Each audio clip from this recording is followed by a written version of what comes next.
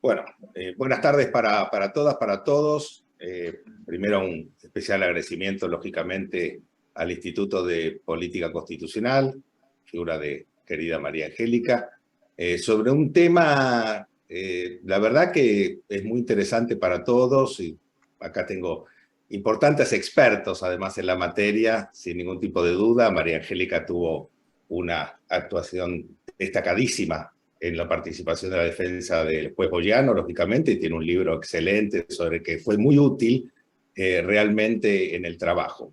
Primero, por una cuestión de honestidad intelectual, quiero aclarar que yo fui, en este caso, el caso Ríos Ábalos con Paraguay, fui perito por el país, fui perito por Paraguay, por consiguiente, uno naturalmente, si bien el perito es de alguna manera un grado de imparcialidad, al ser contratado lógicamente con el Paraguay y trabajar con el procurador, con la gente del Ministerio de Relaciones Exteriores, uno inevitablemente se imbuye sin ningún tipo de duda y se va autoconvenciendo de los argumentos que va a presentar lógicamente frente a la Corte Interamericana. La verdad que fue un tema muy interesante desde el punto de vista profesional y desde el punto de vista académico, lógicamente, pero un tema arduo. El caso es un caso, como todas las sentencias de la Corte Interamericana, muy extensa, muy complejo desde el punto de vista de las aristas políticas y de las aristas jurídicas, obviamente, y particularmente como perito tuve que exponer ante la Corte Interamericana y fui interrogado durante 2 horas y media por la comisión y por los ministros de la Corte, por todos los ministros de la Corte, con excepción de la presidenta de ese momento y con excepción del juez Zaffaroni, que no hizo ninguna pregunta en ese momento. Pero tanto el juez Ferrer MacGregor, como el juez Pérez Manrique, como el juez Biogrossi, como el juez también por Colombia, no recuerdo, y sobre todo el juez por Ecuador, digamos, nombrado el ecuatoriano, no recuerdo en este momento el apellido, fueron muy incisivos normalmente en las preguntas. Así que fue una experiencia muy interesante. Sierra Porto sería el colombiano. Sierra Porto. Y Pazmiño Freire, el otro. Pazmiño Freire, exactamente. Ambos continúan todavía en la Corte. Voy por una cuestión de metodología, porque como les decía, el caso es muy extenso y tiene muchas aristas. Voy a tratar de establecer una exposición de la siguiente manera. Voy a contar sintéticamente el sustrato fáctico del caso, voy a revisar los estándares del Sistema Interamericano de Derechos Humanos fijados por la Corte Interamericana previos justamente a Ríos Ábalos, relacionados obviamente con la destitución de jueces. Voy a ir con posterioridad a cuál fue la decisión de la Corte Interamericana y cuáles fueron los fundamentos por los cuales condenó al Paraguay. Esto es un caso reciente, como ustedes saben, es del año pasado, de agosto del año pasado. Voy a hacer algunas reflexiones propias sobre mi interpretación de características del Instituto del Juicio Político y voy a terminar con una breve síntesis. Respecto del caso, bueno, Carlos Fernández Gadea y Bonifacio Ríos Ábalos se desempeñaron como ministros de la Corte Suprema del Paraguay. Fernández Gadea fue designado en el año 1995 en el marco de un acuerdo de gobernabilidad firmado por el presidente, primer presidente de alguna manera de la democracia paraguaya, que fue Juan Carlos Guasmosi, junto con los representantes de los partidos opositores. En ese momento se llamó el Pacto de Gobernabilidad, que dio origen a la primera composición de la Corte Suprema del Paraguay. Y Ríos Ábalos fue elegido ministro de la Corte en el año 1999 y se desempeñaba en el año 2003 como presidente de la Corte cuando se sucedieron justamente los hechos del juicio político. En abril del 2003 se realizan elecciones presidenciales y elecciones generales en el Paraguay y es elegido Nicanor Duarte Frutos como presidente. La composición del Congreso en ese momento era mayoritariamente opositora al gobierno de Duarte Frutos.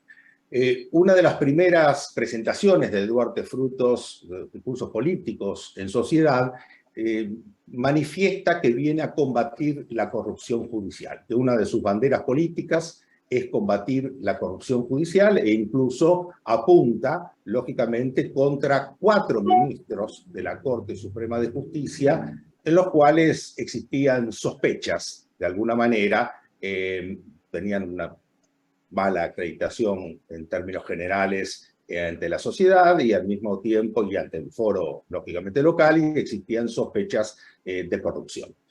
En este contexto, se presenta, a partir de un acuerdo político, se presenta una acusación contra estos 4 ministros de la Corte, firmado por todo el arco político de ese momento del Paraguay, por 20 cargos en ese momento, todos configurados en mal desempeño de funciones.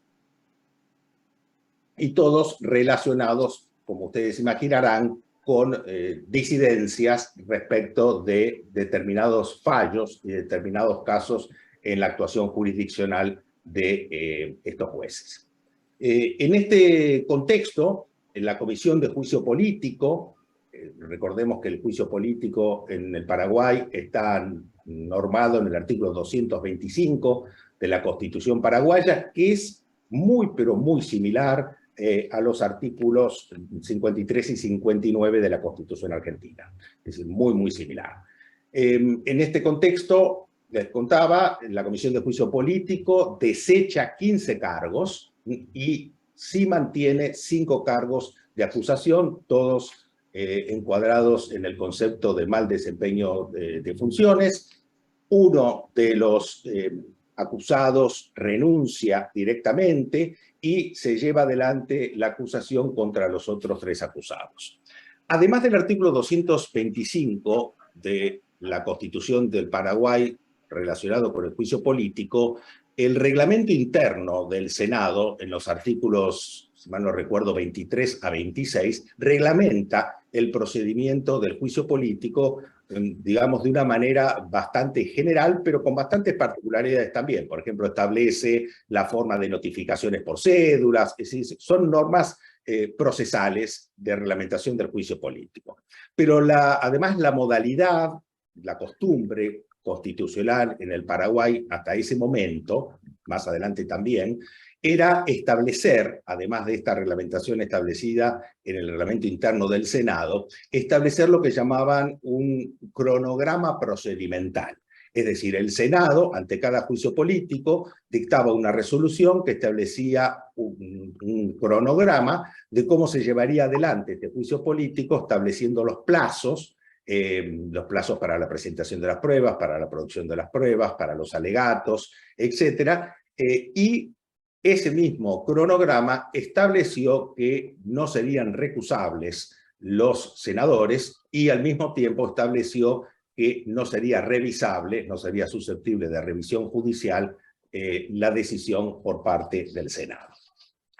En este contexto se lleva adelante el juicio político, uno de los 3 ministros acusados renuncia en la tramitación del juicio político y finalmente contra los otros 2 ministros se lleva adelante, presentan su descargo, producen las pruebas, se llevan adelante los alegatos y finalmente después de 10 días de cerrados los alegatos se reúne el Senado y en sesión pública por esos 5 cargos se pronuncia finalmente destituyendo a los 2 ministros. Un detalle que me parece que no es menor. La acusación de los 80 diputados fue realizada por 72 diputados, votados favorablemente por 72 diputados, y la destitución fue, en el caso de uno de los ministros, por unanimidad de la totalidad de los senadores, y en el caso del otro ministro, prácticamente por unanimidad, por una sola abstención. Un tema que no me parece menor, considerando además que la composición del Poder Legislativo era una composición pluripolítica, por un lado, y al mismo tiempo contraria, lógicamente, como ya he dicho, al Senado.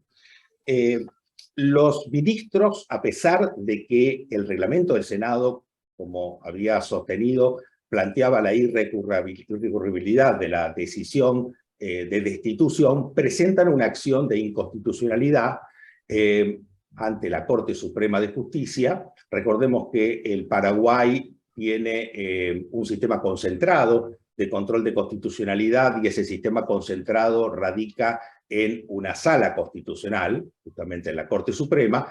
Presentan una acción de inconstitucionalidad. Esa acción por una cantidad de recusaciones y excusaciones termina siendo resuelto por la Sala Constitucional de la Corte, integrada por miembros del Tribunal de Cuentas, y la resolución es justamente declarar la inconstitucionalidad de la destitución, de la resolución que destituyó a los integrantes de la Corte, y ordenar la reincorporación de los ministros que habían sido destituidos.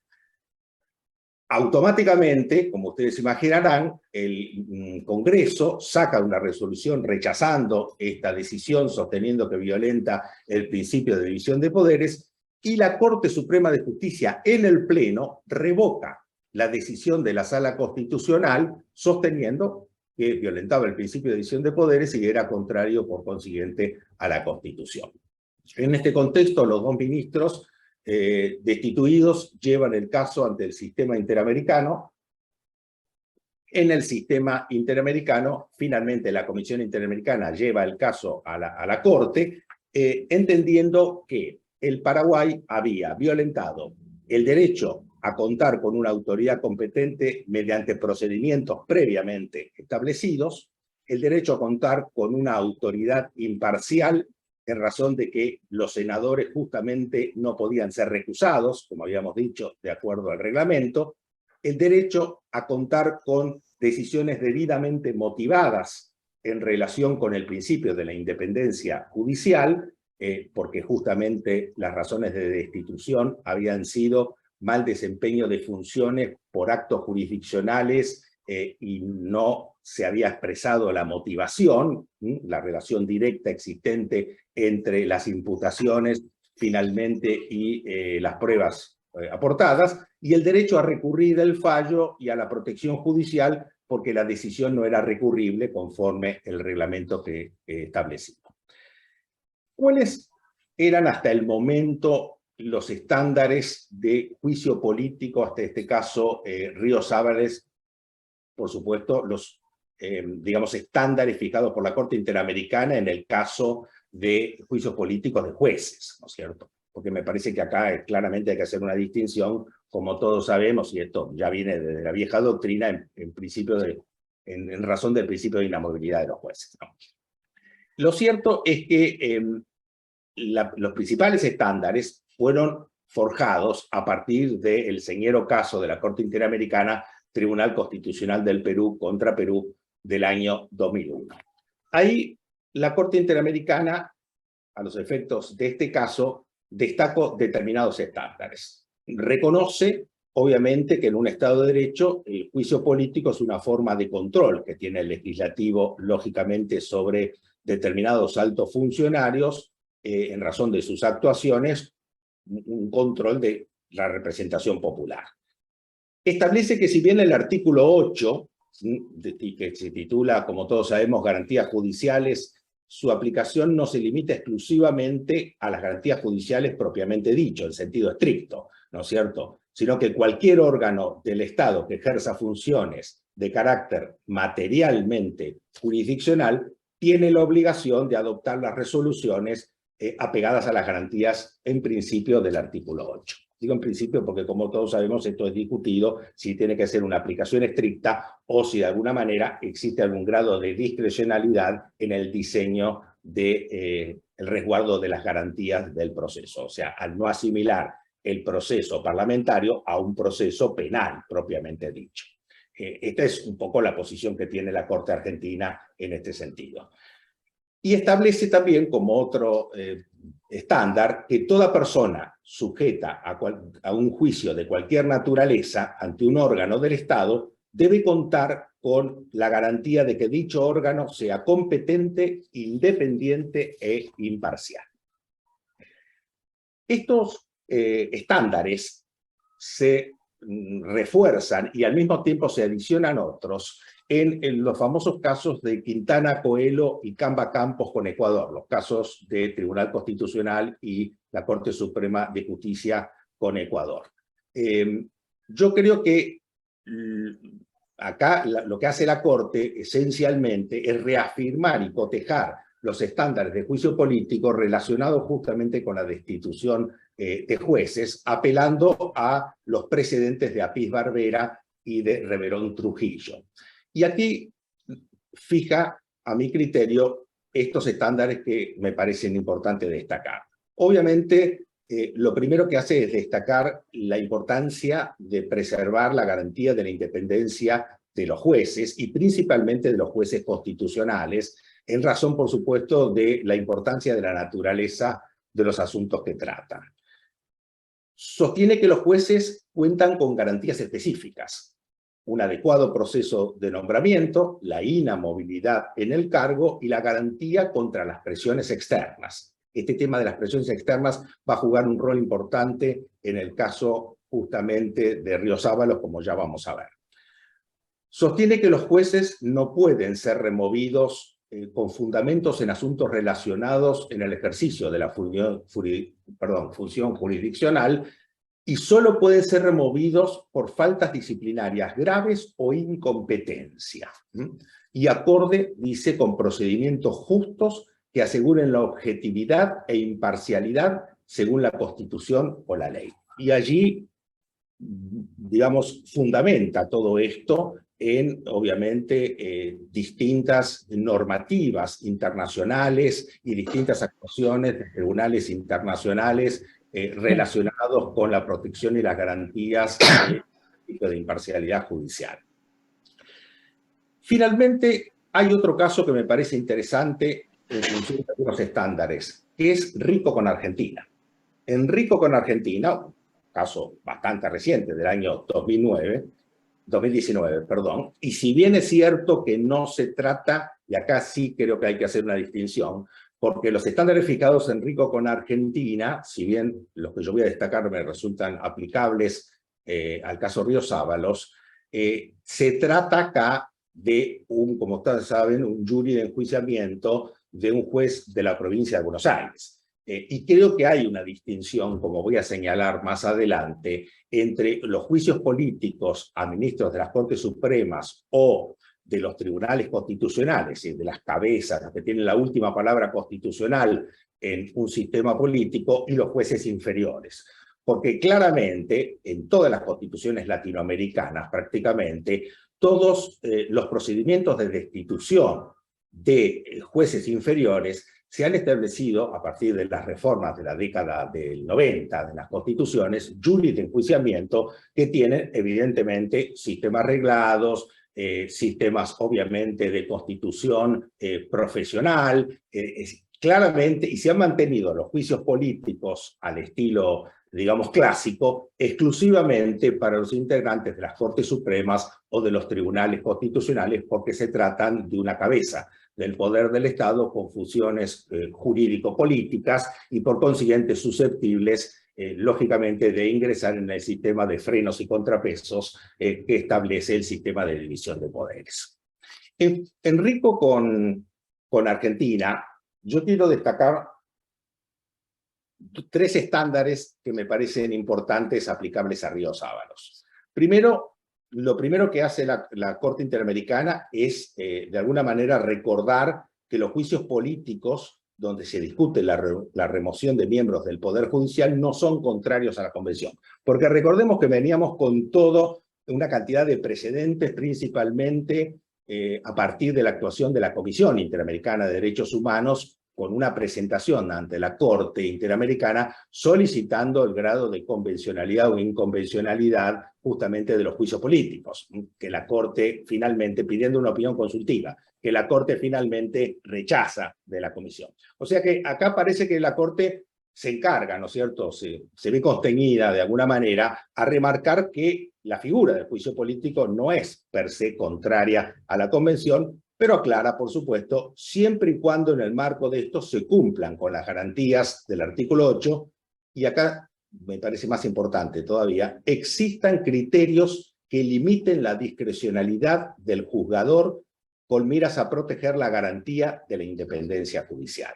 Porque las garantías del artículo 8, con mayor o menor flexibilidad, eran prácticamente aceptadas, en principio, no solamente a partir del Tribunal Constitucional del Perú, sino por la mayoría de las Cortes Supremas Nacionales. Acá la gran discusión es el margen de discrecionalidad que tiene el Senado, o el Poder Legislativo, si es unicameral en este caso, para destituir a funcionarios judiciales en el marco de la apreciación de causales abiertas, como es el mal desempeño de funciones. Acá está el núcleo, sin ningún tipo de duda, del debate. Establece luego como estándar, Enrico con Argentina, que los problemas de indeterminación del tipo sancionatorio no generan per se una violación de la Convención.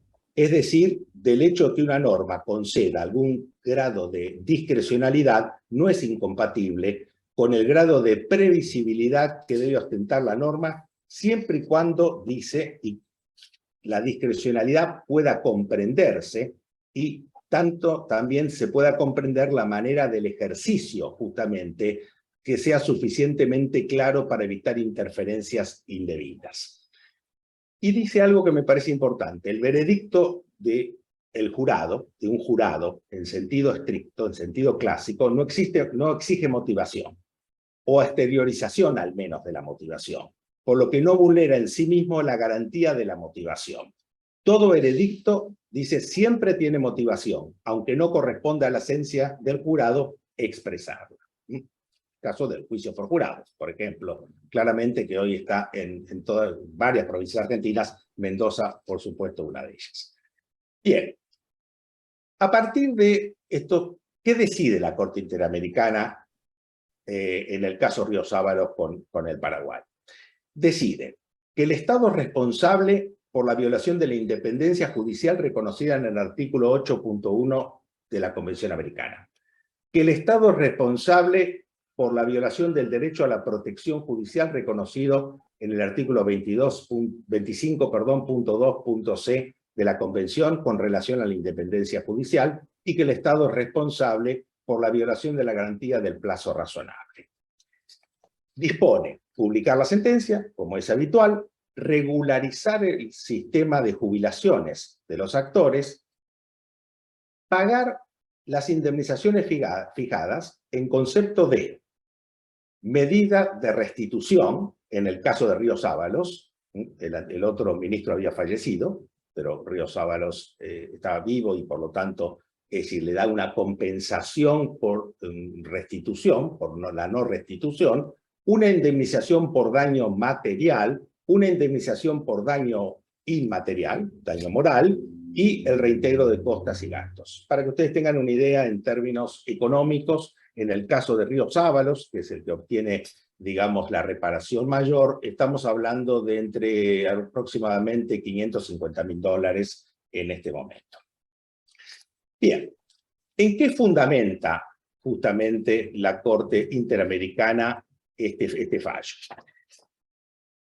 Como primera medida, sostiene que si bien el juicio político tiene oportunidad en ámbitos de naturaleza política, cuando se insta contra jueces, el control más que basado en cuestiones de oportunidad, de conveniencia política, debe operar con sujeción a criterios jurídicos, no solamente en el sentido del procedimiento, sino también en el sentido de la decisión final, que debe versar sobre una acreditación clara de la conducta imputada y si dicha conducta encuadra en las causales que motivaron justamente la acusación.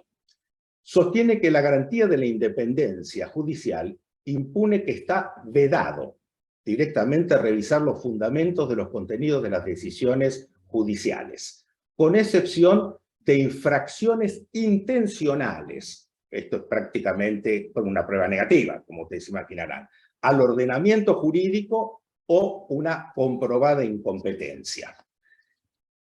Sostiene que la existencia, este es un punto que me parece interesante, sostiene que la existencia de un acuerdo político, recordemos que esto se había dado en el marco de un acuerdo político con la unanimidad prácticamente en la acusación y la unanimidad en la destitución, la existencia de un acuerdo político para promover un juicio político afecta la imparcialidad subjetiva justamente de los integrantes del Senado.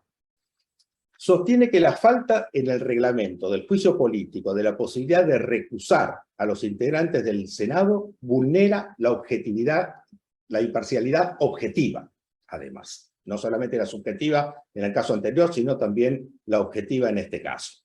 Sostiene que los recursos judiciales contra la decisión legislativa no solo deben implicar la posibilidad de un pronunciamiento, sino también la posibilidad de la ejecución de ese pronunciamiento. Y por consiguiente, la negativa de la Corte Suprema de Justicia de reconocer la validez de lo decidido por la Sala Constitucional constituye una violación del artículo 25.2.c de la Convención Americana. Esto a mí particularmente me pareció sorprendente. Por último, considera violación del plazo razonable en la resolución de los recursos, cosa que era previsible. Algunas reflexiones particulares.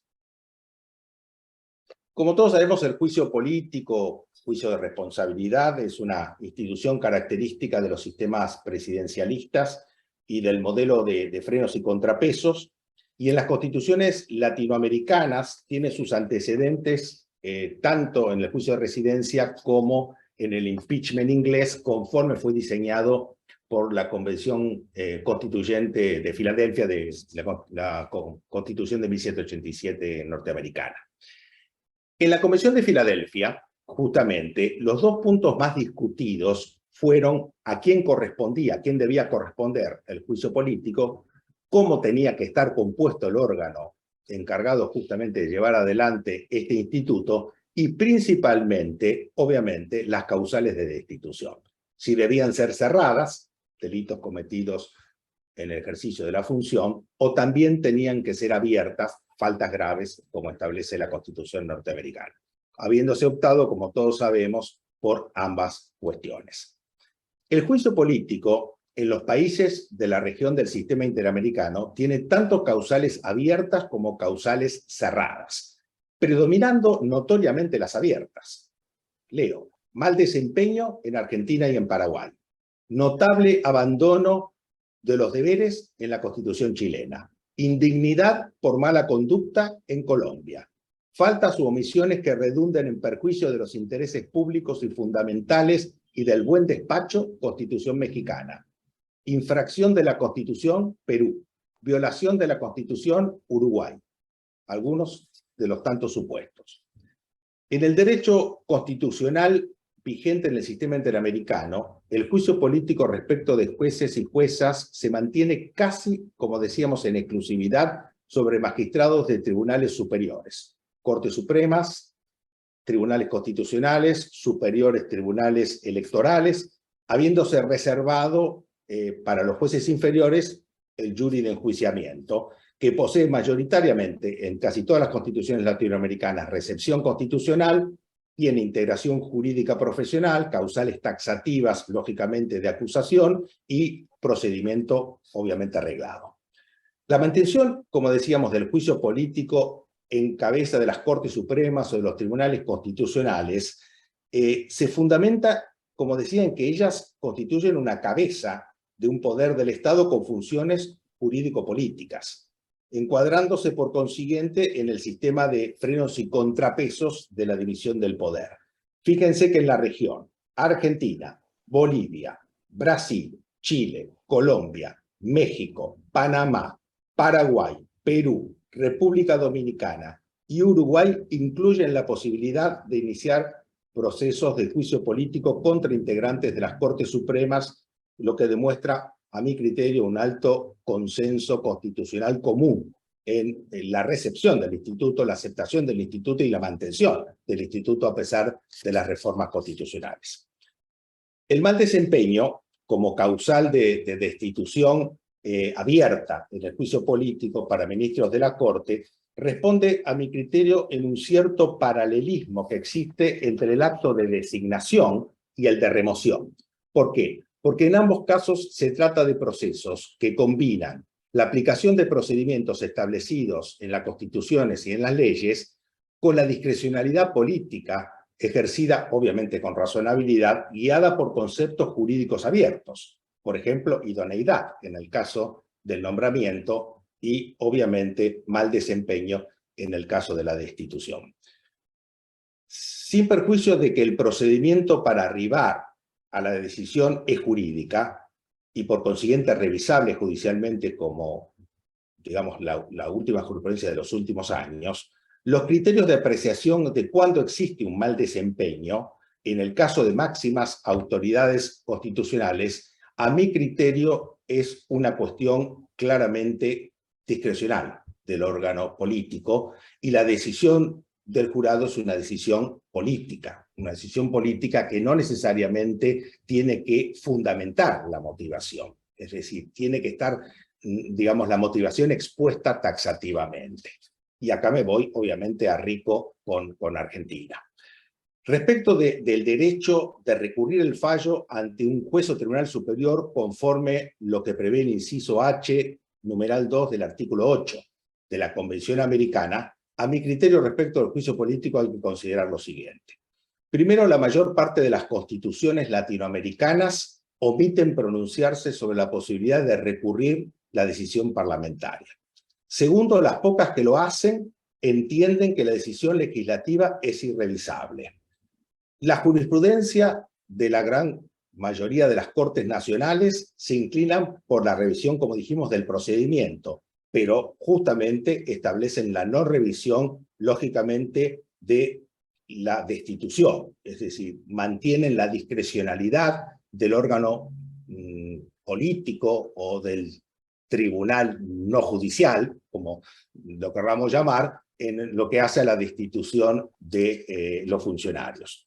La Corte Argentina, como todos sabemos, a partir de casos como Grafinia Latino, Nicosia, Brusa, Moline O'Connor, se inclina obviamente por una revisión, yo diría acotada, de las garantías del procedimiento y una no revisión de las razones causales justamente de destitución de los funcionarios, de los jueces. Incluso más, un comentario de Alfonso Santiago justamente respecto de un caso de destitución de un juez de San Juan, si mal no recuerdo, que es bastante reciente, es de la composición actual de la Corte, establece incluso la Corte, con un voto, si mal no recuerdo, de Halton, Rosati y Maqueda, si mal no recuerdo. Ayúdame, Santiago, en esto.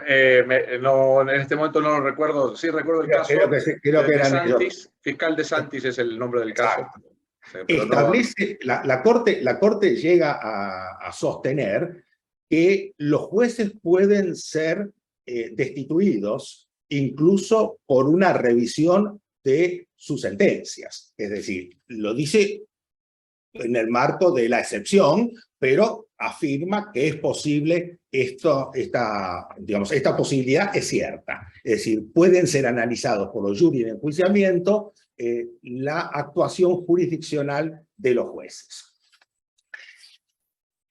Por último, yo, en relación con la garantía del artículo 25 de la Convención Americana, recordemos que los actores habían interpuesto acciones de inconstitucionalidad a pesar de que el reglamento sostenía que era recurrible. Esas acciones de inconstitucionalidad fueron tratadas, esas acciones de inconstitucionalidad fueron resueltas, la Sala Constitucional resolvió y el Pleno de la Corte Suprema decidió la nulidad de la resolución de la Sala Constitucional. Sin embargo, la Corte Interamericana de alguna manera descalifica, lógicamente, como acto jurisdiccional válido la decisión del Pleno de la Corte Suprema y sostiene que había obedecido a presiones políticas.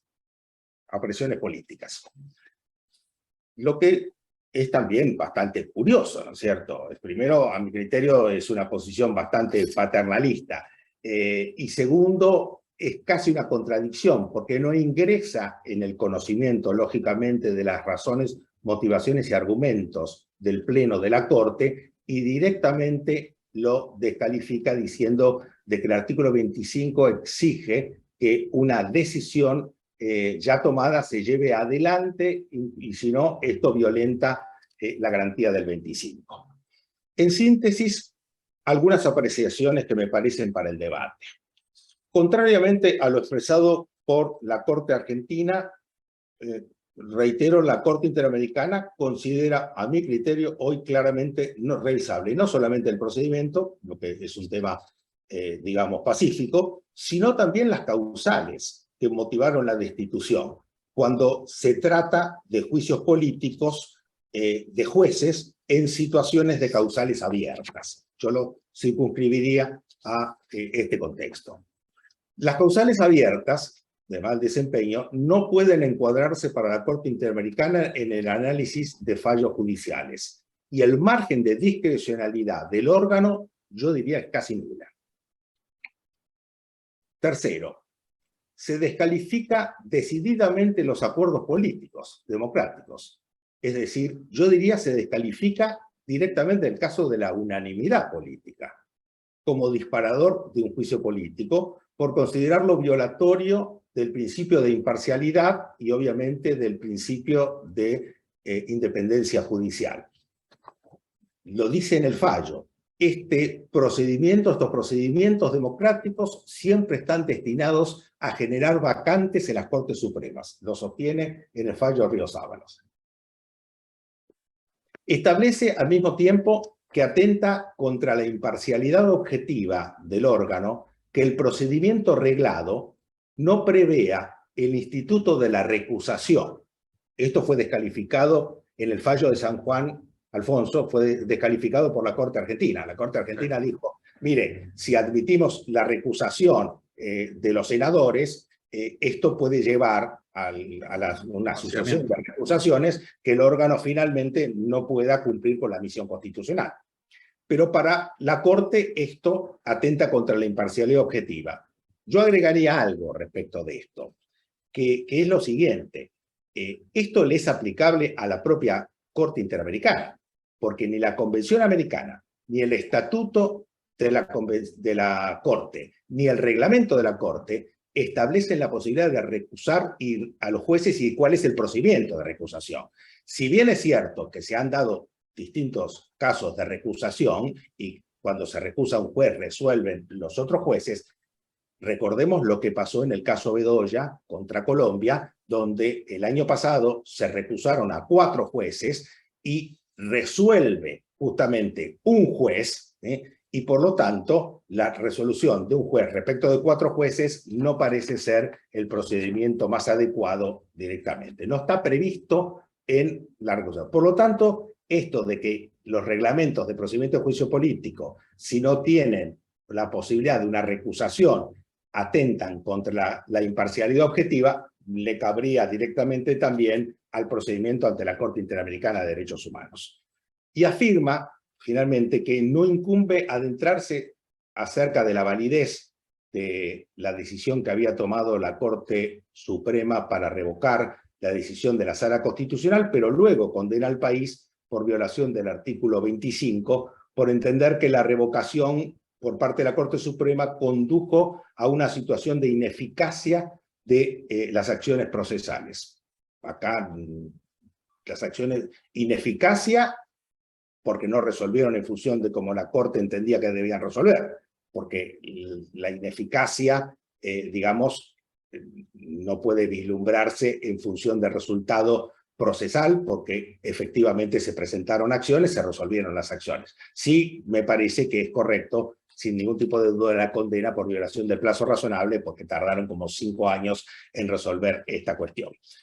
En apretada síntesis, yo diría que es un fallo que reafirma y precisa muchos de los estándares relacionados con el juicio político de jueces y juezas en el sistema interamericano, elabora algunos nuevos en forma saludable, a mi criterio, y necesaria en estos tiempos tan complejos que vivimos, manifiesta una permanente preocupación por la independencia judicial, algo que está amenazado sin ningún tipo de duda, no solamente en la Argentina, sino en toda Latinoamérica, pero avanza sobre el control y el diseño de cuestiones que yo denomino, y muchos denominamos, estructurales de las constituciones. Lo que siempre tensa, obviamente, la relación entre las decisiones de los órganos nacionales y los órganos del sistema interamericano. Veremos cómo sigue evolucionando y cuál es el grado de recepción que, lógicamente, las Cortes Nacionales tienen respecto de estos nuevos estándares fijados por la Corte Interamericana. Por supuesto, abierto a las preguntas y al debate.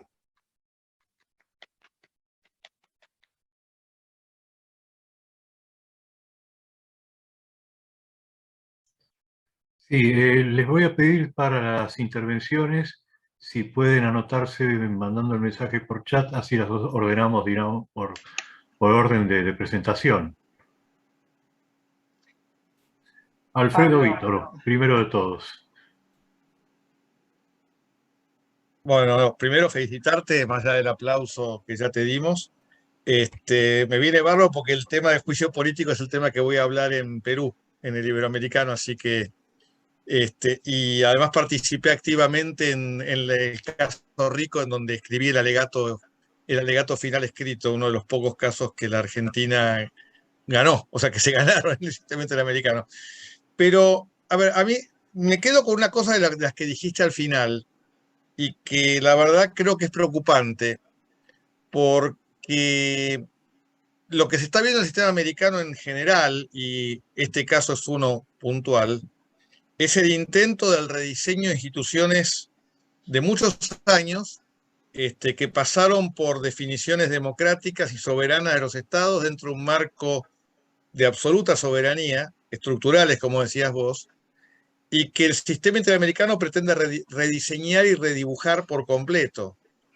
O sea, el marco del enjuiciamiento político, que es un enjuiciamiento político, no es un enjuiciamiento judicial, más allá de la regla del debido proceso, que desde ya tiene que existir con algunas peculiaridades, pero esto tiene que ver con las pérdidas de confianza políticas, y cuando vos lees la solicitud que hace de opinión consultiva que hace la Comisión Interamericana en octubre del 2017, y cuando lees las observaciones adicionales que presenta la Comisión en marzo del 2018, te das cuenta de que acá hay un intento completo de que 7 personas en Washington y 7 personas en San José rediseñen el modelo institucional de organización política de los estados, algo que los 7 estados que contestaron las observaciones, Argentina, Paraguay, Brasil, Colombia, Panamá, Chile, no me acuerdo qué otro contestó, todos le dijeron a la Corte, a la Comisión, ni se te ocurra meterte en esto.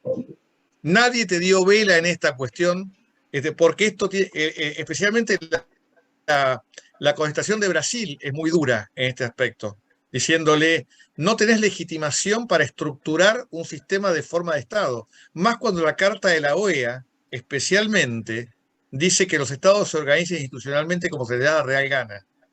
Entonces, yo creo que acá el punto es cierto que el juicio político a jueces es distinto del juicio político a presidentes. ¿Por qué? Porque la garantía de inamovilidad es más fuerte en el juez que en el presidente, y acá sí las razones políticas para la institución son mucho más débiles que en el caso de la pérdida de confianza presidencial. Pero a mí me preocupa este tipo de activismo de la Corte Interamericana que se expresa en este tipo de cosas y que creo que terminan, como siempre, en nada, porque nadie les hace caso. Ese es el problema de fondo estructural.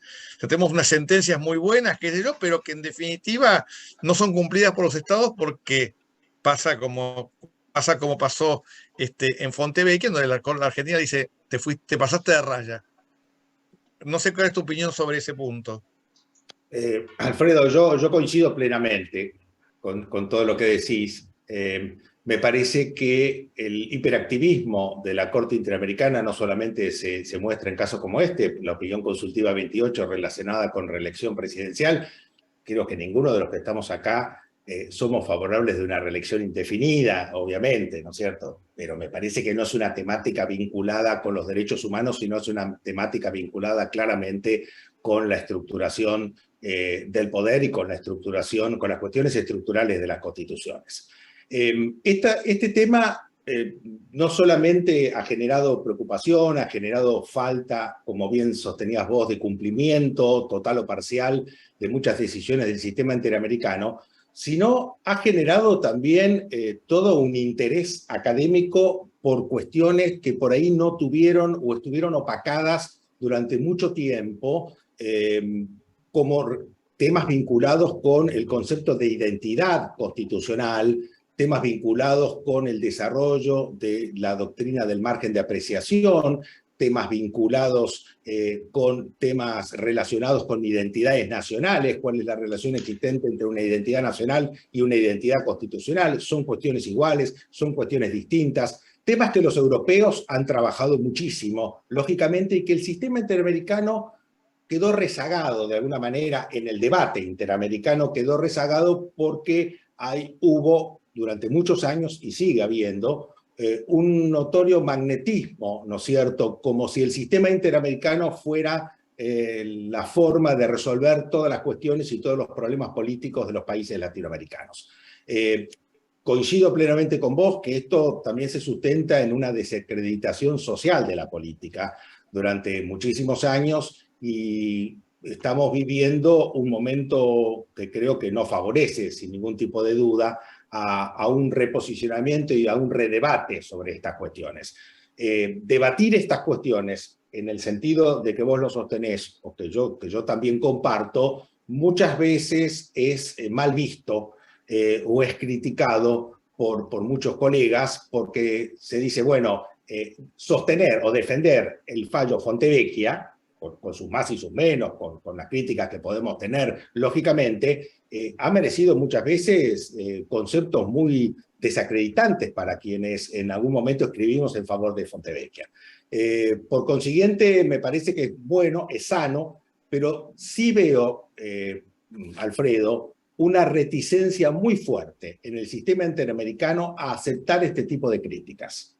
Y creo que todos los que estamos aquí conocemos a la mayor parte de los jueces y los miembros de la comisión, y hemos tenido diálogo y charlas en debates, en congresos, en asados, con muchos de ellos, y la verdad que noto una reticencia muy fuerte a aceptar este tipo de apertura que es necesario, ya sea a partir de un diseño de un margen de apreciación, de una doctrina del margen de apreciación desde el Tribunal Internacional, no desde digamos, los tribunales locales, como está sucediendo en el caso argentino principalmente y en otros países, y por lo tanto me parece que esto genera una situación de suma cero, donde evidentemente estamos en un problema de no evolución del sistema interamericano. Y sigue Alfonso Santiago. Perfecto. Bueno, muchísimas gracias, Alejandro. Interesantísima toda tu conocimiento minucioso del caso. Tengo 4 o 5 comentarios. Primero, creo recordar, no lo tengo, pero creo recordar, que después del primer fallo de la Sala Constitucional, el Congreso paraguayo tomó una decisión en el sentido de decir, si la Corte en el Pleno no cambia el sentido del fallo, esto se considera mal desempeño. Es una especie de espada de Damocles que condicionaba el juicio. Eso me parece que es un hecho, diríamos, que en lo fáctico puede ser interesante valorar. Creo eso de los juegos de memoria de cuando fue el caso, porque justo viajé a Paraguay y pude verlo. Tenés buena memoria. Perfecto, bueno, entonces, eso es una cosa que puede hacer. Segundo, hay como, diríamos, una presunción que cuando hay procesos masivos, es decir, no a un juez, sino a un conjunto de jueces, como fue el Tribunal Constitucional de Perú o el Tribunal Constitucional de Ecuador, hay una presunción de que se está amenazando más la la independencia judicial y sobre todo que se está como desviando, hay un desvío institucional porque se lo utiliza no para sancionar disciplinariamente a los jueces, que es el sentido que tendría el juicio político de los jueces, sino un cambio para cooptar o colonizar el Poder Judicial. Eso me parece que es un elemento que también me parece que es distinto cuando se juzga a un juez por el contenido de sentencia, etcétera, etcétera, que cuando se intenta masivamente hacerlo, como era en este caso.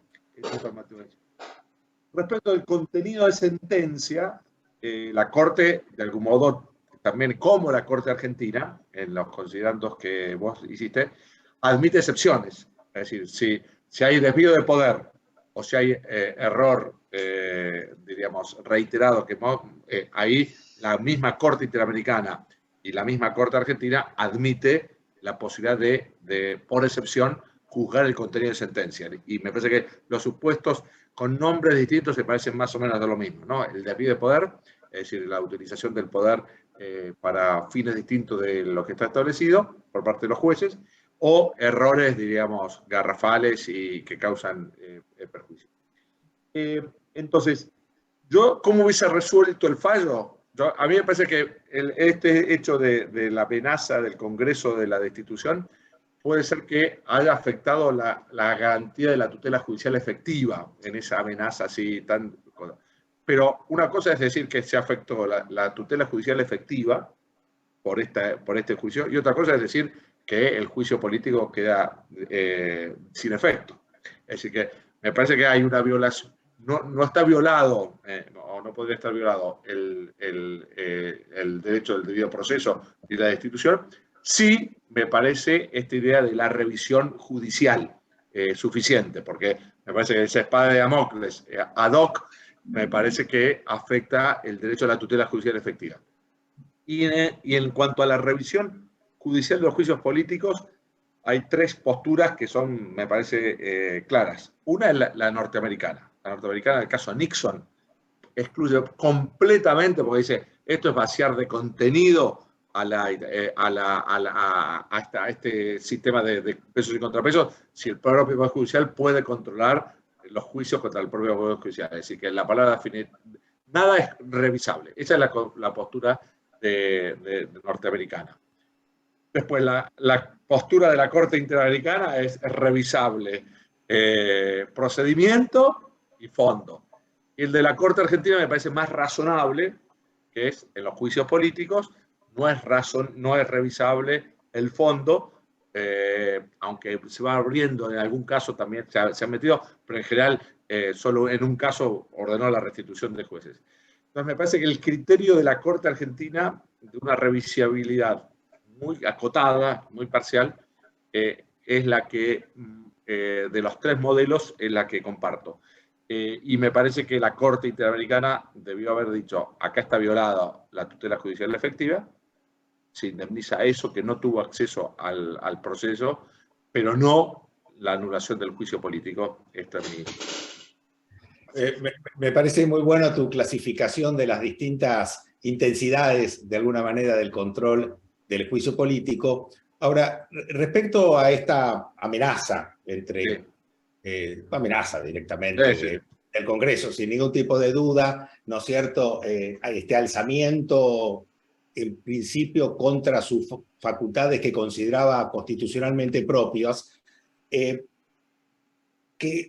no sé si estoy tan de acuerdo, lo voy a repensar, tan de acuerdo con esta posición tuya de que esto justifica de alguna manera el hecho de que el Paraguay dispare, ¿no es cierto?, la posibilidad de que se sientan legítimamente amenazados y por lo tanto actuaron de esa manera la Corte Suprema, porque esto es propio de la democracia, ¿no es cierto? Nosotros hoy asistimos en la Argentina a un permanente embate de la política contra la justicia, y si la justicia cede, a mi criterio, no tiene entonces la suficiente entidad y la valentía, obviamente, para ocupar el cargo que ocupa.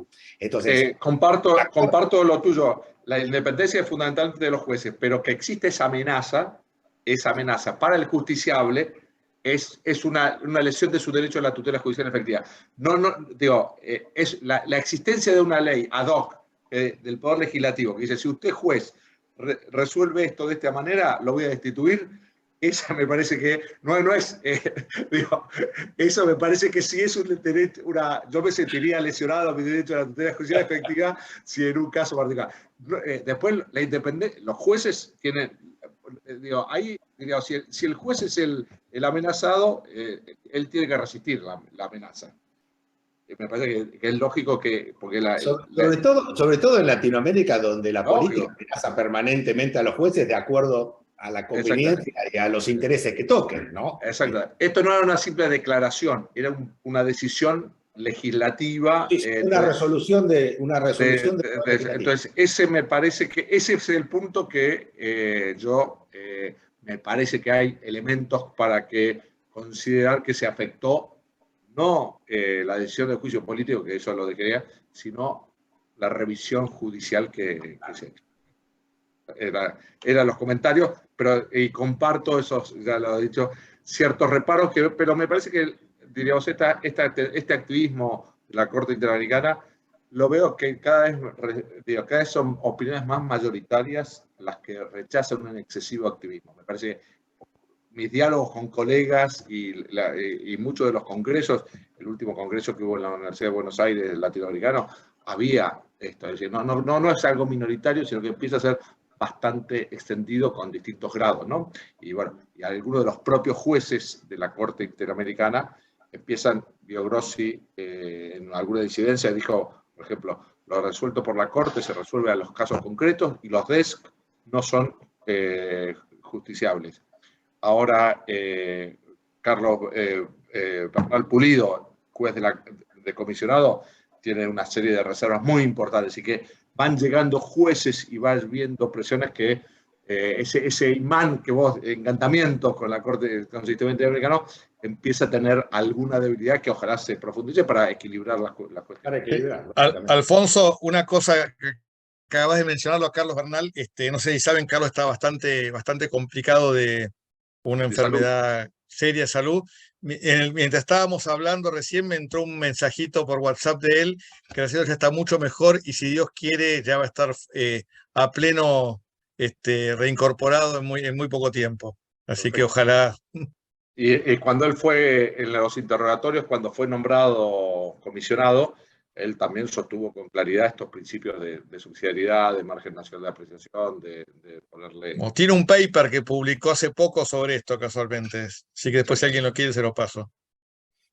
Muy bueno, muy bueno. Pero el que está muy complicado de salud es Eloy Espinosa, ¿eh? ¿Ah, sí? Muy sí, grave. Tiene una fibrosis quística pulmonar. Muy complicada, pulmonar. Está esperando trasplante pulmonar. Muchas gracias por saberlo. Ahora le voy a escribir. Jorge Nieves. Aprovechando que ahora que vamos para Perú, Alfredo, justamente, ¿no? ¿Viste que sí, yo me escribí, me dijo que tratáramos de vernos un ratito, aunque más no fuera en Lima, porque... Sí. Jorge Nieves. Nuevo que saca. Hablando de eso, yo estoy trabajando todo este tema justamente, terminando un libro que se llama El Sistema Interamericano y sus Límites, y en la cual incursiono mucho en el tema de la identidad constitucional y lógicamente de la teoría italiana de los contralímites y cómo, obviamente, a mi criterio, Fontevecchia es un claro sistema de contralímites e identidad constitucional, ¿no? El tema es, el continente es sencillo, el tema es cuál es el contenido, ¿no? Este es el gran debate, ¿no? Exactamente. ¿Qué ponemos en el 27? Este es el problema. Exactamente. Jorge Nieves, ahora sí. Bueno, me sumo también a las felicitaciones para el doctor Amaya por el trabajo y la exposición.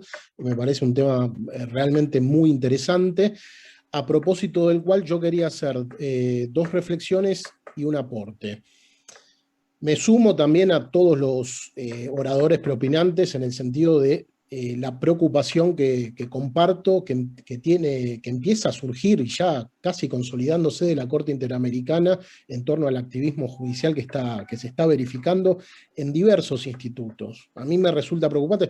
Yo cuando leí este fallo a propósito, me resulta preocupante porque literalmente, si ustedes se posiciona, no es necesario leerlo, entiendo, en los párrafos 98 y 99, elimina literalmente la causal de mal desempeño en relación al juicio político para los jueces, porque no pueden ser juzgados por cuestiones de oportunidad, mérito y conveniencia.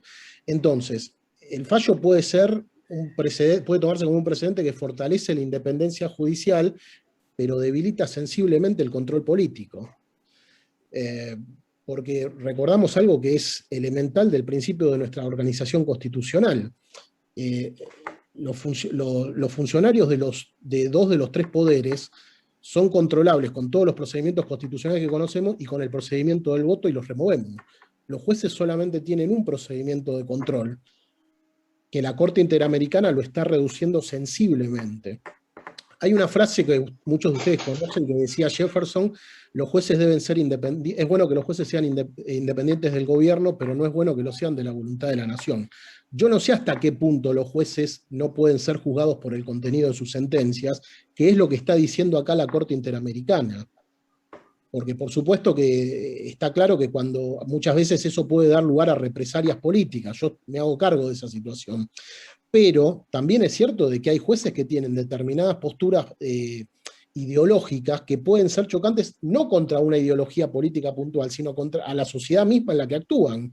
Entonces, eso no puede ser ignorado.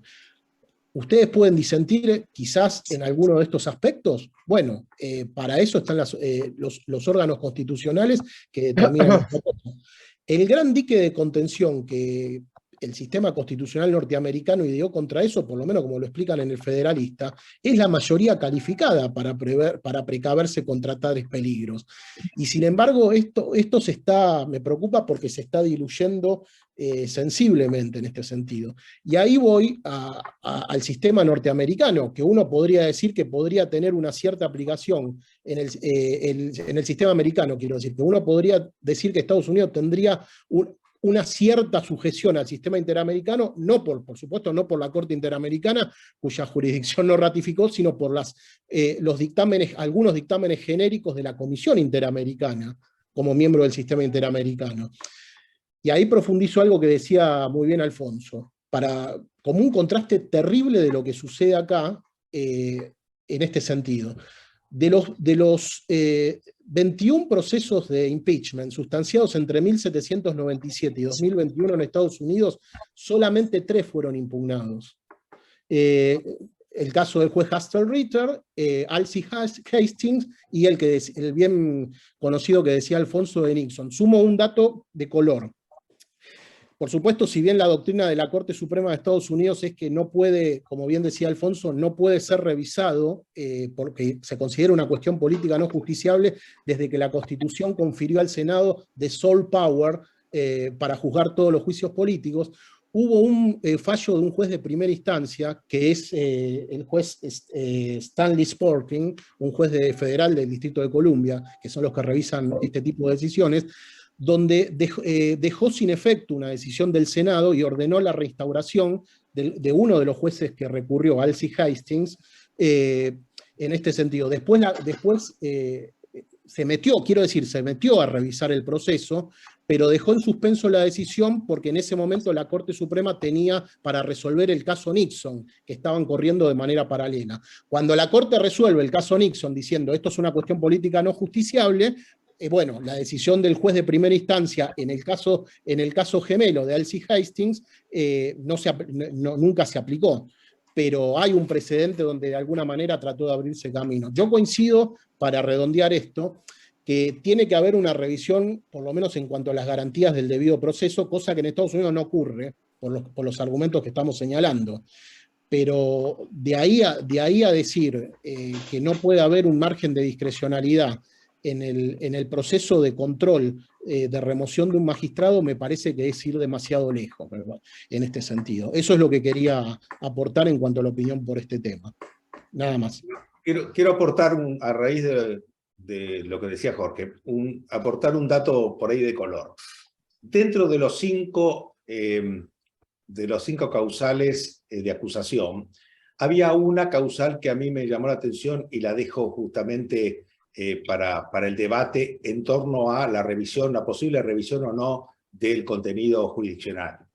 las sentencias. Se lo acusaba a los dos ministros de haber determinado que sus cargos eran sine die, es decir, no podían ser removidos. ¿Por qué? La Constitución paraguaya establece que los jueces duran 5 años en sus funciones, tienen que ir a una revisión. Si por 5 años más se les otorga la revisión, a partir de los 10 años su mandato es por tiempo indeterminado hasta el límite de jubilación, que son los 75 años. Esto, mayoritariamente en Paraguay, la doctrina sostiene de que es aplicable tanto a los jueces inferiores como a los jueces de la Corte. Ellos, directamente, en una causa que benefició a ellos, lógicamente, determinaron que sus cargos serían inamovibles. ¿Es eso mal desempeño de funciones? ¿Es revisable eso? ¿Es contrario a la Constitución? Son temas complejos, ¿no es cierto?, de resolver. Parecería que cuestiones de esa naturaleza deben ser resueltas eventualmente por conjueces, parecería, como primera aproximación, ¿no? Como primera, segunda y tercera, no me parece, en mi criterio, digo. En esa causal, ¿no? Porque me parece que hay un interés comprometido, por lo tanto, un quiebre del primer deber de imparcialidad, ¿no? Habrá que conocer bien las circunstancias para primera vista. María Angélica Yeripico.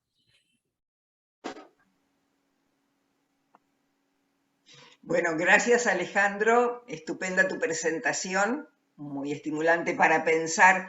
Tengo 2 preguntas.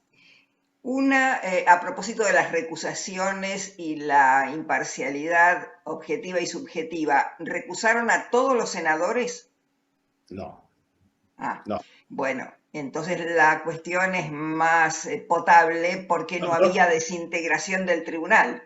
No recusaron a ninguno. No recusaron a los senadores. No aceptaron las recusaciones. No, pero directamente no activaron recusaciones. Ajá.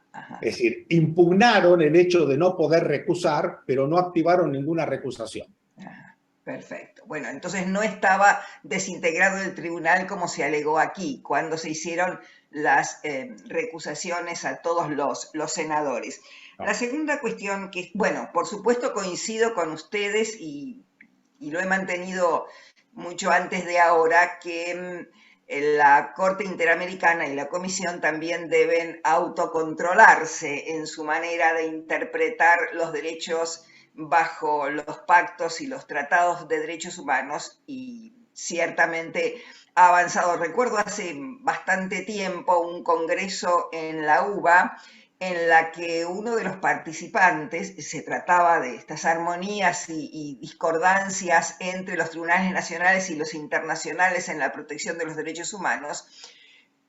Amos, un profesor alemán, se mostraba asombrado de las decisiones que tomaba la Corte Interamericana de Derechos Humanos, de la Corte Interamericana, sí, de Derechos Humanos, por ejemplo, en materia de protección del medio ambiente en contra de algunos proyectos económicos, sin ir a examinar la cuestión en el lugar donde se estaba desarrollando, ¿no? Decía, este es un avance que decía él, que para la Corte Europea sería impensable, y ya era crítico en ese sentido. Y comparto también lo que dijeron a propósito del fallo de Fontevecchia y D'Amico. Bueno, ¿cómo terminó esto? Finalmente me parece que la Corte Interamericana dio un paso atrás y aceptó lo que había hecho la Corte Argentina, no quiso que la sangre llegara al río, según mi interpretación.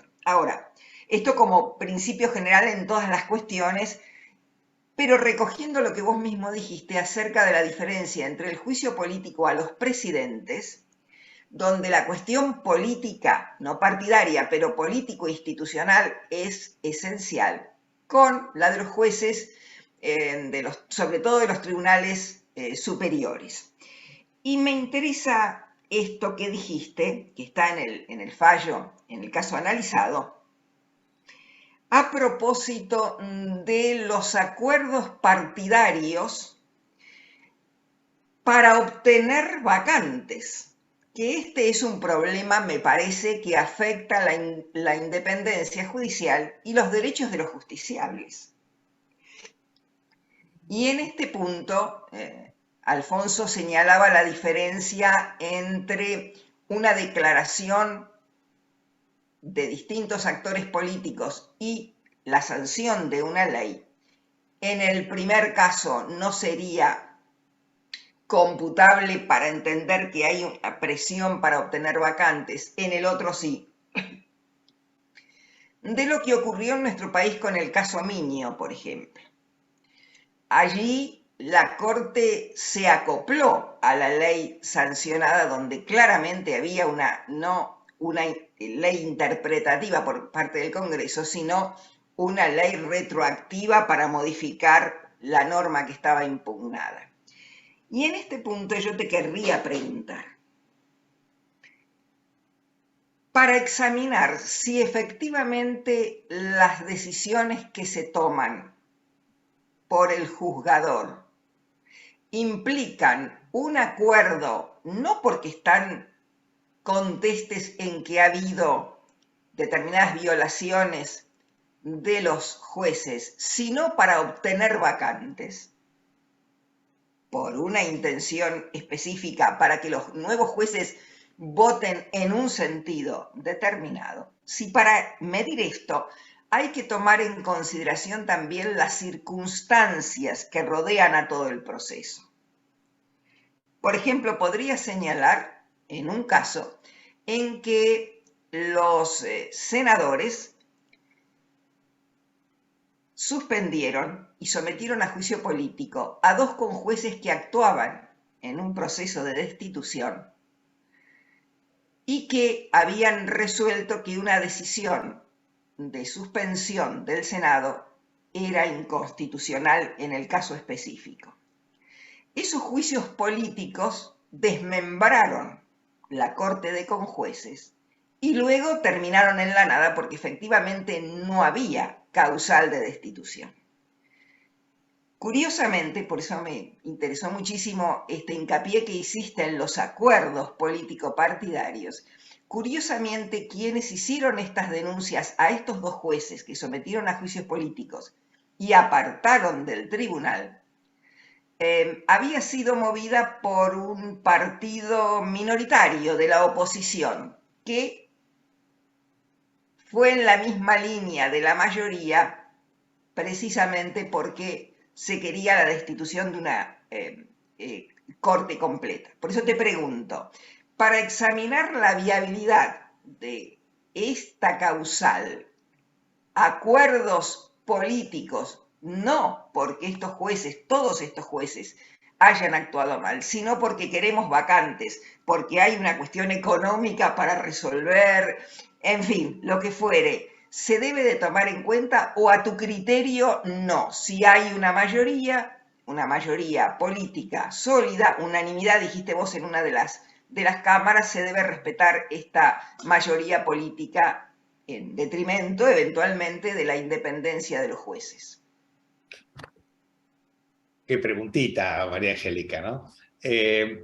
Mira, yo creo que los acuerdos, a ver, la democracia es el gobierno de la mayoría. Obviamente, defendiendo los derechos de la minoría, sosteniendo las garantías de los derechos de la minoría, pero claramente, guste o no guste, hay que inclinarse en las decisiones mayoritarias. Nosotros siempre criticamos, digo nosotros, me incluyo y muchos de los que estamos aquí también, la falta de acuerdos políticos en los países. Y la democracia consensual es la mejor aspiración cualitativamente de la democracia, es decir, los acuerdos políticos que puedan llevar adelante políticas públicas de distinta índole. Yo creo que es diferente, yendo al corazón de tu pregunta, a mi criterio, es diferente cuando el acuerdo político, cuando el consenso político, cuando la decisión proviene de un sistema político claramente hegemónico, donde toma y deja y resuelve respecto de la justicia, pone y saca, cuando hay pluralidad de alguna manera en el consenso político. En el caso propiamente del Paraguay, yo lo destaqué y a mí me llamó la atención la descalificación de la Corte, en el fallo de la Corte Interamericana, sobre los acuerdos políticos en general y vincularlo claramente a un acuerdo político sinónimo de que quiero conseguir vacantes en la Corte. No siempre necesariamente es así, como se dijo acá. A veces realmente es así cuando se incrementan los miembros de la Corte, por ejemplo, cuando se incrementó la última vez, obviamente en el caso del gobierno de Menem. Otras veces es claramente así cuando se quieren sacar a los miembros de la Corte como quiere el gobierno en este momento, pero no tiene el consenso político suficiente. Y otras veces el consenso político se forma a partir de una pluripoliticidad de ideas, de partidos, de representaciones populares.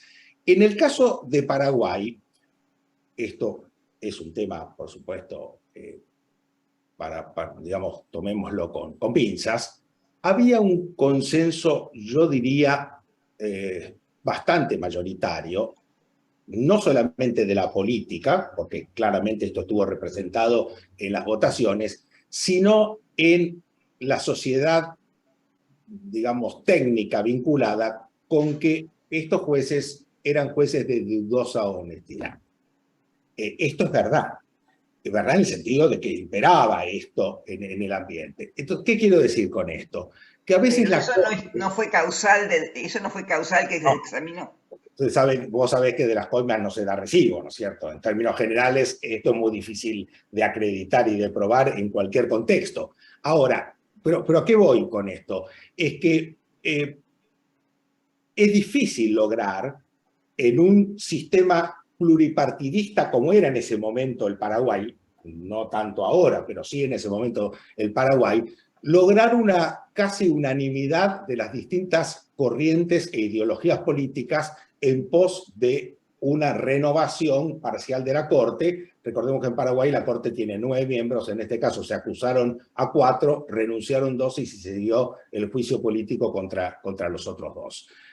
A veces los tribunales y el sistema nacional está en mejores condiciones que los tribunales internacionales para poder decidir determinadas cuestiones. Esto es claro y el sistema europeo en este sentido es un buen ejemplo en el contexto y desarrollo de la doctrina del margen de apreciación. Justamente sostiene que muchas veces los tribunales y los sistemas nacionales tienen mejor conocimiento, obviamente, de la situación fáctica como para resolver determinadas cuestiones.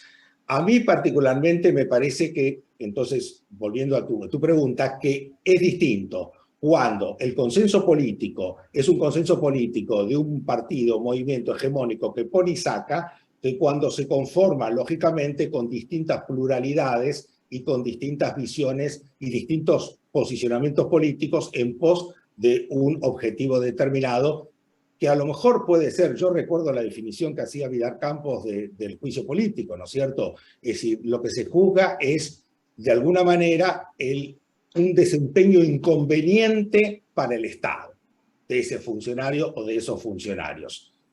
A veces los desempeños inconvenientes pueden provenir de una distinta apreciación, como decía Jorge Diegues, de una distinta apreciación de la sociedad a través de sus instituciones de determinados funcionarios. Por supuesto, esto parece más una cuestión de laboratorio a veces que la práctica política real de nuestros países, ¿no? Diríamos que en el caso Miño, si la Corte no se hubiera plegado a la nueva ley sancionada, ¿estos jueces debieran haber sido sometidos a juicio político? Yo particularmente, yo comenté Muiña, apoyé Muiña, yo estaba a favor, y después, cuando salió Batalla, os recordás, ¿no es cierto?, sí. Sostuve que la posición correcta era la de Carlos Rosenkrantz. No estuve de acuerdo con la argumentación de Horacio Rosati, que de alguna manera convalida, lógicamente, la ley aclaratoria. Me parece que esa es una temática que claramente es un diseño. A ver, no creo que haya una manifestación social, un consenso político mayoritario, sino en ese caso me parece que hubo un oportunismo político, prácticamente, desde mi perspectiva por lo menos, ¿no? Me parece que ahí cualquier, digamos, pedido de juicio político de los jueces finalmente no hubiera prosperado, me parece a mí. De hecho, tuvieron, recordás, pedido de juicio político Rosati y Rosenblatt. A dos, sí. Los dos, lo que pasa es que después la Corte se acopló, ¿no? Sí, y además tuvieron una acusación por parte del fiscal Marijuán, si mal no recuerdo, y fue realmente determinados sectores sociales. Mirá, quiero contar una anécdota. Después de Muiña, a mí me tocó ser jurado de una tesis doctoral en la Universidad Nacional de Rosario, de una profesora de Derecho Procesal que seguramente muchos de ustedes conocen, que se llama Andrea Meroy, una muy buena profesora de Derecho Procesal de la Universidad Nacional de Rosario. El jurado era Horacio Rosati, un profesor de la Universidad de Rosario, y yo. Yo llego a Rosario, era un momento todavía presencial, lógicamente, llego a Rosario, voy, saludo, y lo estábamos esperando a Rosati en ese momento. Y de repente llaman por teléfono y Horacio, que había salido de la corte con el auto, a la mitad de camino se vuelve a la corte. ¿Por qué? ¿Qué había pasado? Estaba lleno de carteles, la Facultad de Derecho de la Universidad Nacional de Rosario, por iniciativa de la vicedecana de aquella época, que si mal no recuerdo el apellido era García, que había activado a partir del caso Muiña el no hay que olvidar, ni olvido ni perdón, y carteles de Carlos y carteles de Horacio, ¿no es cierto? Y lógicamente Horacio volvió y se conectó por Zoom, o sea que me parece que fueron núcleos duros del kirchnerismo, núcleos duros de determinados grupos sociales que movilizaron y que en un momento determinado el apoyo que tuvo de algunas otras orientaciones políticas fue más una cuestión de oportunidad política que de convencimiento real, me parece a mí por lo menos.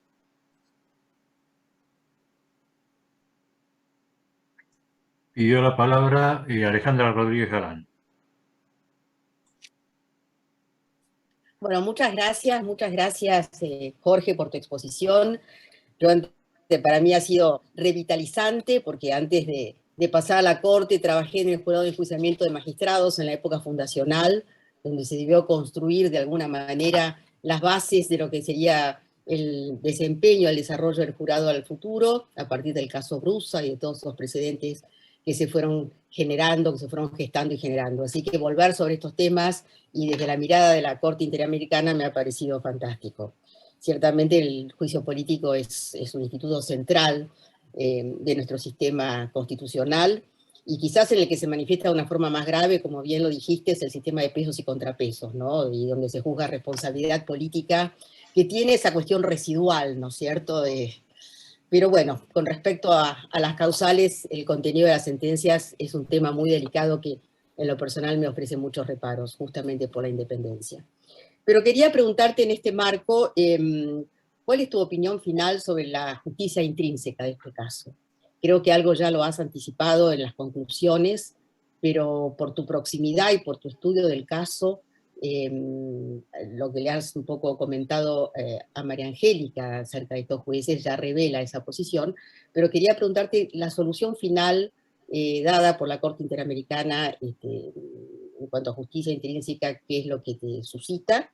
Y por último, voy a estar pendiente de la salida de tu obra con respecto al caso Fontevecchia, en el cual coincido con la posición de la Corte, y así lo enseño, así que me va a interesar mucho cuando en fin, publiques acerca de ese tema. Gracias, Alejandra. Mira, yo, como bien dijiste, adelanté un poco mi opinión en este sentido. Yo creo que muchas veces los tribunales y el sistema político nacional está mejor preparado para resolver determinadas cuestiones dentro, por supuesto, de un marco razonable que garantice el debido proceso legal sin ningún tipo de duda, cosa que acá el debido proceso legal en términos generales fue respetado. Es decir, a ver, no hubo hubo, digamos, descargo, hubo presentación de pruebas, hubo impugnación de pruebas, hubo alegatos, no fueron como en el caso del juicio político de Lugo, donde le dieron 17 horas nada más para ejercer el descargo, una locura realmente. Y fíjate que Lugo, que llevó el caso al sistema interamericano, después desistió directamente, ¿no? O sea, no quiso que el caso finalmente terminara siendo resuelto por la Corte.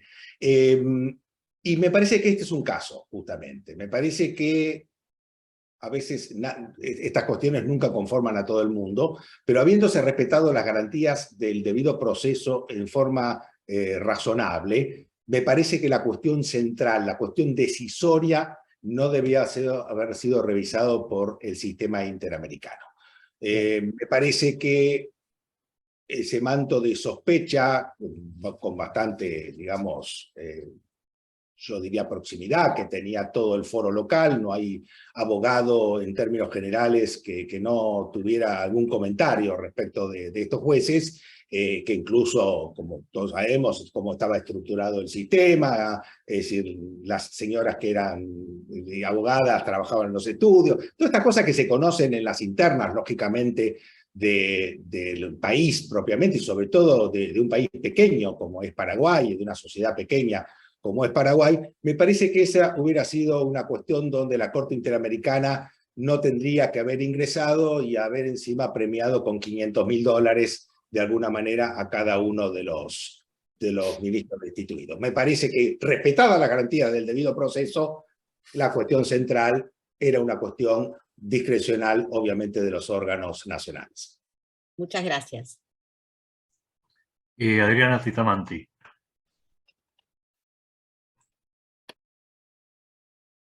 ¿Qué tal? Buenas tardes. Estaba con el video apagado porque acá en San Juan estamos con un viento sonderos que nos torna inestable toda conectividad. Supongo que en Mendoza también están padeciendo lo mismo. Bueno, en primer lugar, felicitar al doctor Amaya, la verdad que cómo nos está haciendo pensar y reflexionar con todos los aportes, y bueno, y una gratificación el anuncio del libro que seguramente todos leeremos con atención. ¿Qué instancias que se torna a veces en estos ideales constitucionales que nos inspiran y que a veces parece que se tornan casi utopías, ¿no? Y estaba escuchando atentamente, bueno, también las miradas, porque es un tema altamente complejo, y bueno, y a veces la perspectiva que desde la academia podemos tener cuando ejerce la magistratura, a veces, bueno, hay que hacer algunos ajustes, y en esto me sumo a lo que decía recién Alejandra Rodríguez Galán sobre los reparos sobre los enjuiciamientos a magistrados por el contenido de las decisiones. Como se aludió al caso fiscal de Estado de Santi hace un ratito, bueno, que es un caso originario de San Juan, bueno, quería hacer simplemente un aporte, que en ese caso, que fue la destitución de un juez civil, Carlos Macchi, ahí no fue solamente por, digamos, por el contenido de la decisión, porque nosotros en el artículo 200 de la Constitución de San Juan expresamente establece que los jueces no podrán ser enjuiciados por el contenido de sus decisiones, salvo los casos que precisamente establezca la ley. Lo cierto es que no hay ninguna ley que haya establecido cuáles son esos casos. Pero bueno, ahí había una denuncia penal, había por conveniencia con abogados de Estado, litigantes sobre las determinaciones de las indemnizaciones expropiatorias. De hecho, yo tengo abogado de unidad de esos procesos expropiatorios, ¿bien? Y bueno, y vinculado con esto, recientemente resolví algo que después les contaré cómo salió en cámara, porque a veces en ese caso se destituyeron 2 jueces y se los denunció penalmente, y hubo un tercer juez de primera instancia, que hoy es juez de Cámara Civil, que no se pidió jury ni se lo denunció penalmente, pero sí se lo demandó por responsabilidad civil, y él planteó la falta de legitimación pasiva, y bueno, yo le hice lugar, así que bueno, veremos qué dice la Cámara al respecto. En eso María Angélica en su tratado también, en su constitución comentada, he tomado también algunas de sus palabras. Pero bueno, volviendo a esto del contenido de las decisiones, los acuerdos políticos mayoritarios, y me parece que ahí es muy riesgoso, digamos, porque ¿cómo juzgamos el contenido de la decisión si no hay, por ejemplo, nosotros tenemos causales específicas para el enjuiciamiento de los magistrados, mala conducta, negligencia, desconocimiento notorio debería haber sido, suponiendo en aquel caso que no se aplicó la ley de convertibilidad ni la ley de desindexación? Pero bueno, yo recientemente saqué unos fallos declarando la inconstitucionalidad del Código Electoral sancionado acá en la provincia, en una sesión en diciembre de este año, que fue motivo de muchos comentarios y que, bueno, por supuesto no generó la simpatía del Poder Ejecutivo, ¿bien? Entonces, bueno, eso podría, digamos, haber generado, bueno, para alguien decir, bueno, no me y la someto a un jury. Hasta ahora no ha sucedido. Lo único que ha pasado es que ha salido una acordada de la Corte, la que la especialización y lo distribuye con todos los juzgados, que salió el 30 de agosto y se puso en vigencia el 1 de septiembre. También, ¿no? Esto hablando de la discrecionalidad, el margen de discrecionalidad en cómo lo valoramos, digamos, cuando están estos tipos jurídicos abiertos, digamos, cuando, por ejemplo, que está todo vinculado. En este caso, si a la Corte se le permite asignar o sustraer materia en función de las necesidades que se evidencien para satisfacer el servicio de justicia, pero en realidad no hay ninguna motivación real, digamos, hasta qué punto esa decisión puede ser juzgada como válida, como legítima, ¿bien? Más allá de que por ahí no tengamos resortes para cuestionarla. Pero digo, es sumamente complejo el asunto, cuando sobre todo no hay tampoco, digamos, una composición equilibrada, multipartidaria, en los órganos que tienen a su cargo la destitución de los magistrados y por ahí, bueno, los acuerdos políticos.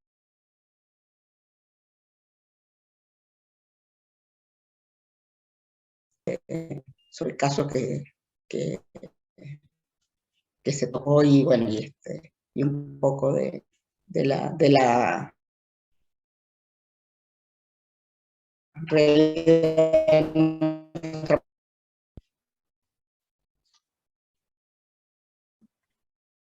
Adriana, me parece que el sonda no está ayudando. El viento sonda está haciendo estragos, ¿no? Sí. Estragos.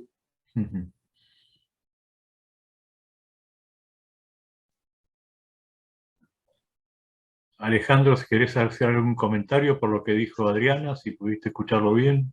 No, la verdad no, prácticamente no escuché nada, Pablo, te lo digo sinceramente, pero me imagino que manifestó, intuyo, su preocupación de cómo discernir, obviamente, las cuestiones relacionadas con mal desempeño en el orden justamente del análisis de las sentencias o decisiones judiciales, ¿no? Sí, esto es un tema obviamente muy complejo, sin duda. Bueno, yo me había anotado para pedir la palabra, ¿no? Me la pedía a mí mismo. Y bueno, por un lado, felicitarte, Alejandro, por la exposición y por todas las cuestiones que genera y los comentarios que hemos tenido y que hemos compartido también en esta reunión, ¿no? Celebrar que por aquí no hay ningún pampero ni ninguna sudestada, digamos, que complique las cosas. Y el comentario es, primero, bueno, yo creo que en el juicio político, si hay algo que no debe esperarse, es justicia, ¿no? Es decir, la justicia posiblemente esté en otros procesos, pero uno no la encuentre con mucha frecuencia, casi diría casi nunca en el juicio político. Pero no obstante, y visto con la lógica del cliente que va a ver al abogado, y uno le explica, no, estas pruebas son conducentes o no lo son, y el cliente pregunta, ¿y doctor, cuándo cobro? ¿No? Bueno, vista la sentencia con esa lógica, el mensaje que de ella sale, diría que hasta es ecuánime, ¿no? Porque el mensaje que le da al Estado del Paraguay y a los otros estados es: se puede remover, y la vacante, si se cubre lo antes posible, ya no van a poder, digamos, la vacante que necesitaban la van a tener y la van a cubrir con quienes querían, ¿no? Y digamos, a la otra parte, bueno, si todo va bien, va a tener una bolsa de $500.000 que, bueno, de alguna forma lo ayudarán a soportar todas las penalidades que ha sufrido con este proceso de remoción. Eso es lo que quería comentar. Salieron todos contentos, Pablo. Sobre todo Río Sábalo, pobre. El otro falleció, lamentablemente. Los que están contentos son los herederos. Es un estímulo para presentarse en concursos para llegar a ser juez. Claro. Muy bueno. Salomónico, pero la justicia, ¿cuándo? Sería un interrogante, ¿no?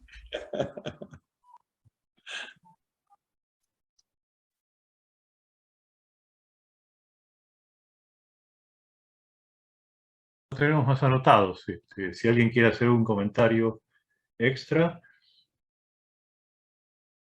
Yo simplemente quiero hacer un reconocimiento público. No está presente Cecilia Recalde. Cecilia Recalde hace un tiempo trabaja conmigo en mi oficina, en el estudio, y la verdad que fue realmente una colaboradora muy valiosa en la investigación, en la búsqueda de antecedentes. El dictamen pericial es muy extenso, y porque era muy complejo el caso. Incluso en algún momento también hemos pensado en sacar algún libro en este sentido, emulando un poco como hizo también María Angélica en esa experiencia formidable, ¿no es cierto?, que fue el caso Goyano. Y la verdad quería hacer un reconocimiento a Cecilia porque fue una colaboradora muy importante en muchos de los aspectos de la investigación que teníamos que hacer. Incluso que Jorge Diegues justamente hizo todo un relato de destitución de los juicios políticos en los Estados Unidos. Hicimos toda una investigación justamente de la destitución de todos los jueces en los Estados Unidos. Así que después, si quieren, les mando obviamente el trabajo, que creo que es interesante y puede aportar muchos datos. Sin duda, sin duda. ¿Cómo no? María Angélica, estás muteada.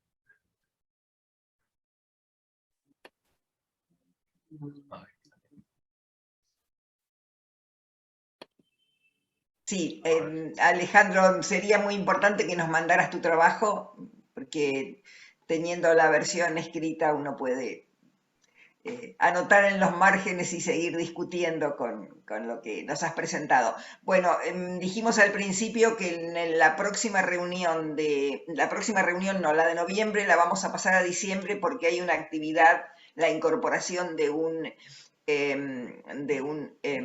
miembro correspondiente, así que no vamos a poder tener esa reunión y después les pasaremos los datos. Y bueno, y damos la bienvenida.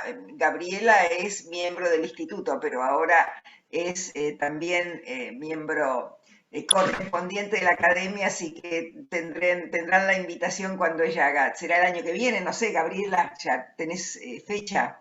Todavía no me han dicho nada, así que en cuanto me indiquen, ahí será. Muchas gracias, María Angélica, muchas gracias. Bueno, y te felicitamos por esa incorporación. Bueno, nos vemos, si Dios quiere, entonces en octubre. Sí, sí, sí.